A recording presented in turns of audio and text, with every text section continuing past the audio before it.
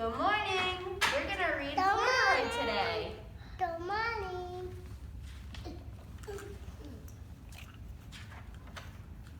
Corduroy is a bear who once lived in the toy department of a big store.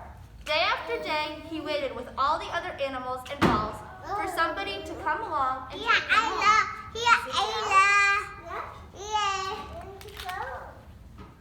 There was always filled with shoppers buying all sorts of things, but no one ever seemed to want a small bear in green overalls. Then one morning, a little girl stopped and looked straight into Corduroy's bright eyes. "Oh, Mommy," she said, "look, can you sit?" "Oh, Mommy, look, there's the very bear I've always wanted." "Not today, dear," her mother sighed. "I've spent too much already. Besides, he doesn't look new. He's lost the button to one of his shoulder straps." Look, he lost a button. Corduroy watched them sadly as they walked away. I didn't know I'd lost a button," he said to himself. "Tonight, I'll go and see if I can find it." Late that evening, when all the shoppers had gone and the doors were shut and locked, Corduroy climbed carefully down from his shelf and began searching everywhere on the floor for his lost button. Suddenly, he felt the floor moving under him. Quite by accident, he stepped onto an escalator. And up he went. Up, up, up, up, up. Can you sit? Yeah. Could this be a mountain, he wondered? I think I've always wanted to climb a mountain. He stepped off the escalator as it had reached the next floor. And there, before his eyes, was a most amazing sight. Tables and chairs and lamps and sofas and rows of beds. There's beds. "This must be a palace," Corduroy gasped. "I guess I've always wanted to live in a palace. Look at it." He wandered around admiring the furniture. "This must be a bed," he said. "I've always wanted to sleep in a bed." And he crawled up onto a large, thick mattress. Oh. Yeah. All at once, he saw something small and round. "Why, there's my button," he cried, and tried to pick it up. But like all the other buttons on the mattresses, it was tied down tight.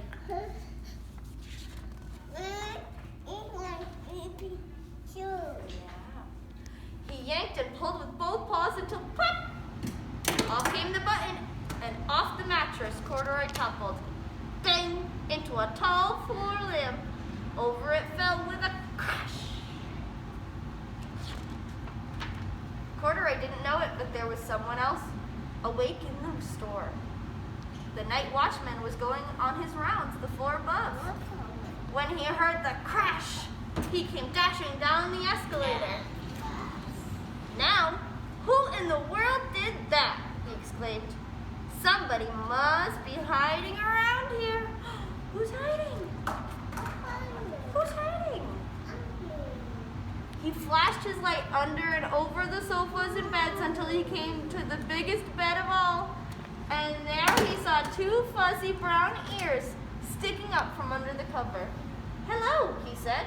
"How did you get upstairs?" "Oh, how did Corduroy get there?"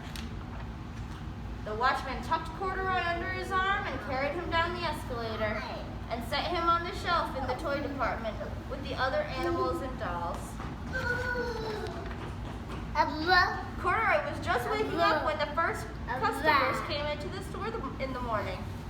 And there was looking at him with wide, warm smile was the same little girl he'd only seen the day before.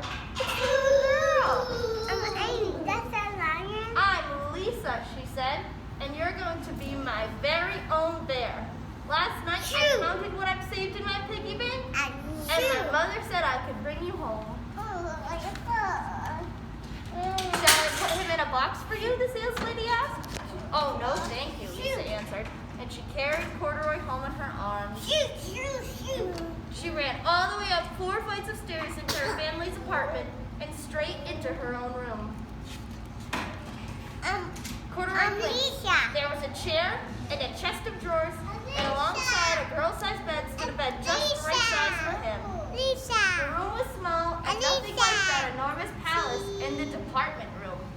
"This must be home," he said. "I know I've always wanted a home." Lisa sat down with Corduroy in her lap and began to sew buttons on his overalls. "I like you the way you are," she said, "but you'll be more comfortable with your shoulder straps fastened." "You must be a friend," said Corduroy. "I've always wanted a friend." "Me too," said Lisa, and gave him a big hug.